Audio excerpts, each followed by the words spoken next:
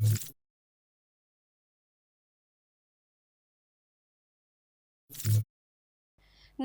હું છું પ્રિયા અને તમે જોઈ રહ્યા છો જનતા કી જાણકારી ન્યૂઝ।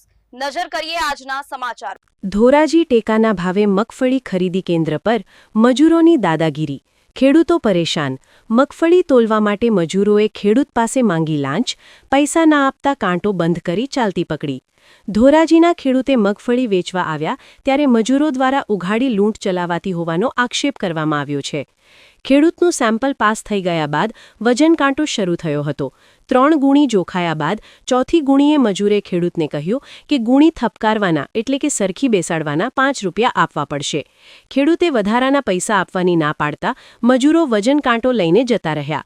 ખેડૂતનું કહેવું છે કે મજૂરોને કોથળા ભરવા, વજન કરવા અને સિલાઈ કરવાની મજૂરી મળે જ છે, તો પછી ખેડૂતો પાસે વધારાના પૈસા કેમ માંગવામાં આવે છે? સ્થળ પર કોઈ જવાબદાર અધિકારી હાજર ન હોવાથી મજૂરોની ખુલ્લી દાદાગીરી ચાલી રહી હોવાનો ખેડૂતે રોષ વ્યક્ત કર્યો છે। ખેડૂતો સાથે થતી આ ઉઘાડી લૂંટ તાત્કાલિક બંધ થવી જોઈએ। આશીષ પાટડિયા, ધોરાજી। મારું નામ કિશોર પટેલ, ગામ ધોરાજી।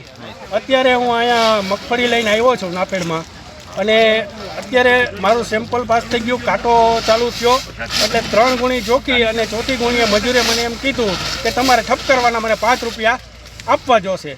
હવે એને આ લોકો મજૂરી આપે જ છે, કોથળા ભરીને વજન કરવો અને એને સિલાઈ કરવાના, તો એ અમારી પાસે એની મજૂરી માગે છે અને એ ના પાડી એટલે અહીંથી કાંટો લઈને નીકળી ગયો।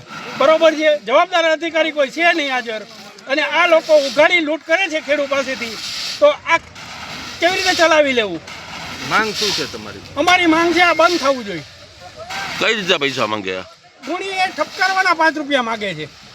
ન આપો તો શું કરે? ના પાપ કાંટો લઈને વયા ગયા કે નથી જોખવી કે આ દાદાગીરી, ખુલ્લી દાદાગીરી।